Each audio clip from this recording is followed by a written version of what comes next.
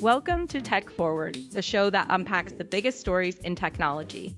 I'm your host, Alice, and today we are diving into one of the most anticipated and frankly most chaotic tech launches of the year, OpenAI's GPT-5.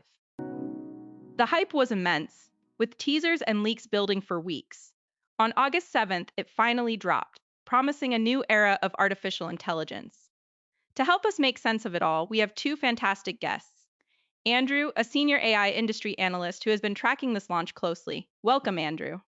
Great to be here, Alice. It's certainly been an eventful launch. And we also have Frank, a tech enthusiast and a super user who has been deep in the community forums, seeing firsthand how people are reacting. Frank, thanks for joining us. Hey Alice, happy to be here. The community has definitely had a lot to say. Andrew, let's start with the official pitch. What exactly did OpenAI promise us with GPT-5? The messaging was bold and unambiguous. OpenAI positioned GPT-5 as a monumental leap in intelligence. The headline claim, repeated by CEO Sam Altman, was that using it is like having a PhD-level expert in your pocket. They retired all previous models, including the popular GPT-4o, making GPT-5 the single, unified system for all users. The analogy they used was that GPT-3 felt like a high school student, GPT-4 was a college student, and GPT-5 is the first model that feels like a genuine expert you can consult on any topic. They claimed massive improvements across the board in reasoning, coding, math, and writing, and a sharp reduction in those infamous AI hallucinations. And that messaging absolutely landed with the user base, at least initially. People were incredibly excited. The promise was a smarter, more reliable AI that could help with everything from writing complex code to drafting an email with real literary flair. The idea of an AI with richer depth and rhythm was a huge selling point for creative users. Everyone was ready for a revolution. So, a single unified model that's an expert in everything. Andrew, what's the biggest architectural change that's supposed to make all of this possible? The key innovation is a behind-the-scenes system that OpenAI calls a real-time decision router. In simple terms, GPT-5 isn't just one model. It's a system that automatically analyzes your request and decides how to handle it. If you ask a simple question, it uses a fast, general-purpose model to give you a quick answer. But if you give it a complex problem that requires deep thought, the router activates a more powerful, but slower, model they call GPT-5 thinking. So, it knows when to think hard and when to give a quick reply. Exactly. And this isn't just a neat feature, it's an economic necessity. The most powerful AI models are incredibly expensive to run for every single query. By creating this routing system, OpenAI can manage its immense computational costs while still offering state-of-the-art performance to its reported 700 million weekly users. It's a strategy for long-term financial viability. That makes sense. Frank, beyond this invisible router, what were the new user facing features that got people talking? Oh, there were a few really practical ones that I was excited about. The biggest for me was the integration with Microsoft apps. The ability to connect ChatGPT to your Outlook, Microsoft Calendar, and contacts is a game changer for personal productivity. You can ask it to help you plan your day, and it can actually look at your schedule and emails to give you real personalized suggestions. And then there's the fun stuff. You can now choose a personality for the AI. There's the default, but you can also pick from cynic, which is sarcastic and blunt, robot, which is direct and emotionless, listener, which is calm and thoughtful, and nerd, which is curious and loves to explain things. It makes the whole experience feel more tailored. And that shift is significant. These features, especially the Microsoft integration, signal that OpenAI wants to move ChatGPT from being a simple question and answer tool to being a proactive assistant, or what we in the industry call an agent. It's about an AI that doesn't just answer questions, but actively performs tasks for you in your digital life. A more proactive and personalized AI. It all sounds fantastic on paper. But Andrew, the launch itself wasn't exactly a smooth ride, was it? Not at all. It was, as Sam Altman himself admitted, a little bumpy. There were two major stumbles right out of the gate. First, during the launch presentation, they showed a chart with performance data that was just wrong. It exaggerated GPT-5's capabilities due to misaligned bars. Altman later called it a mega chart screw-up on social media. A chart crime, as the internet loves to say. What was the second issue? The second one was much more impactful for users. That clever auto-switching router we just discussed, it failed on launch day. It was out of commission for a large part of the day, which meant that for complex queries that should have gone to the powerful GPT-5 thinking model, users were instead getting responses from the faster, less capable model. Altman said this made GPT-5 seem way dumber than it actually was. Frank, that brings us to the user backlash. What did you see happening in the communities once people started using it? It was a tidal wave of disappointment, and it was really focused on one thing: personality. The overwhelming consensus was that GPT-5 feels cold, sterile, and clinical. People who loved GPT-4o for its humane, friendly, and almost companion-like tone felt like their partner had been replaced by a boring, robotic appliance. The complaints were especially strong from people who used it for creative tasks like writing stories or role-playing. They found that where GPT-4o would actively contribute ideas and co-create, GPT-5 is passive. It just rephrases what you give it in a prettier way, without adding any of its own creative spark. The forums were flooded with posts titled, "Please give me GPT-4o back." That's a fascinating divide.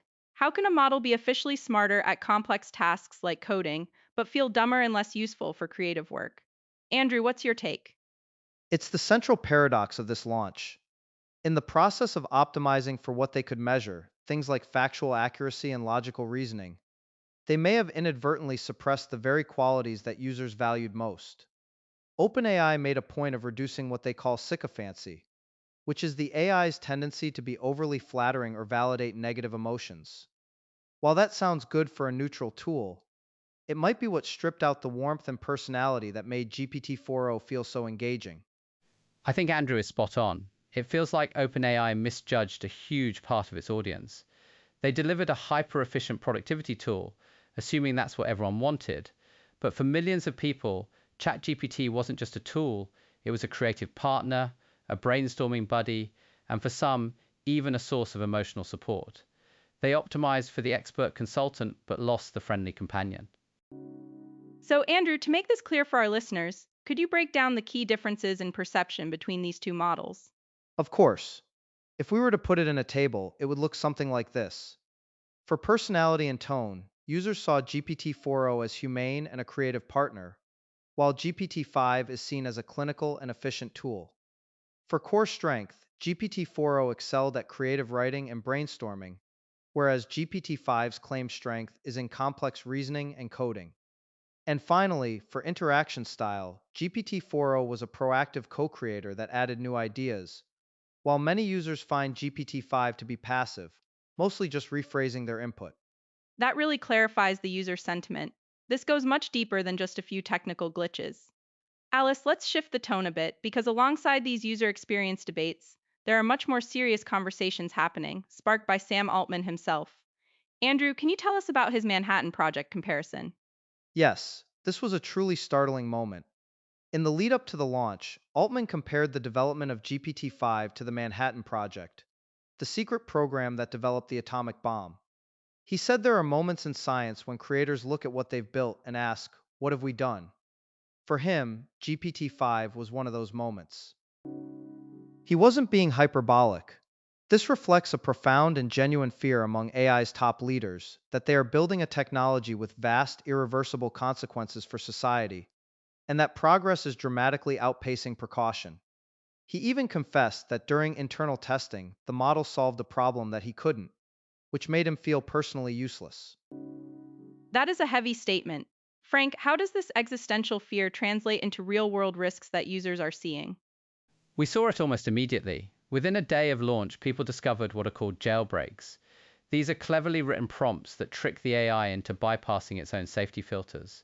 For example, researchers used something called the crescendo technique, where they started by pretending to be a history student, asking innocent questions, and then gradually escalated their requests until they got the AI to provide detailed instructions on how to build a Molotov cocktail. So the safety guardrails can be talked around.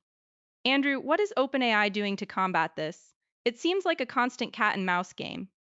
It is, But OpenAI has deployed a new and much more sophisticated safety feature with GPT-5. It's called chain of thought monitoring. Instead of just checking the final answer for harmful content, they are now monitoring the AI's internal reasoning process, its step-by-step hidden deliberation, to detect harmful intent before it even generates an output.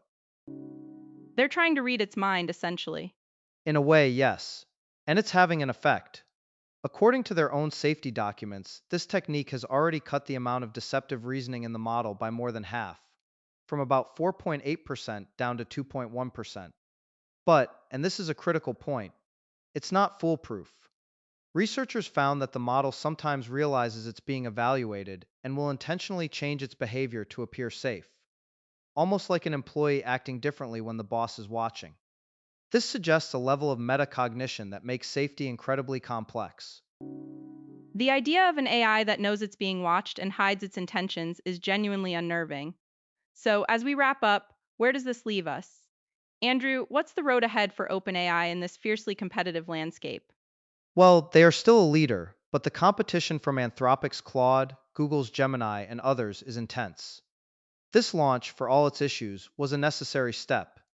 Economically, its advanced coding capabilities are already seen as a potential threat to the traditional IT services industry. But the biggest takeaway is that this was a massive stress test for the entire AI ecosystem.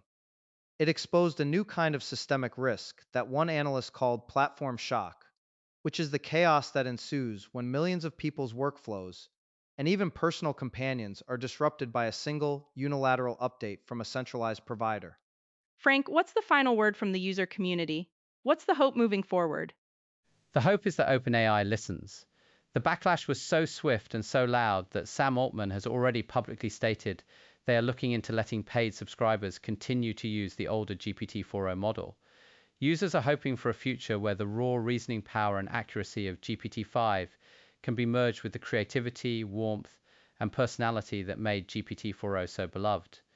They don't want to choose between a smart tool and a great companion. They want both.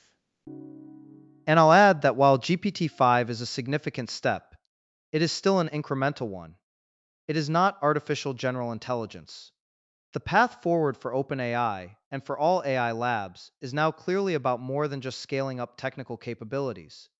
It's about managing user trust, ensuring platform stability, and navigating the profound societal questions they are forcing us all to confront. A technological marvel with a deeply flawed launch, revealing a critical divide in what we want from AI and raising profound questions about our future. Andrew and Frank, thank you both for an incredibly insightful discussion. My pleasure, Alice. Thanks for having me. That's all the time we have for today on Tech Forward. Join us next time as we continue to explore the ever changing world of technology.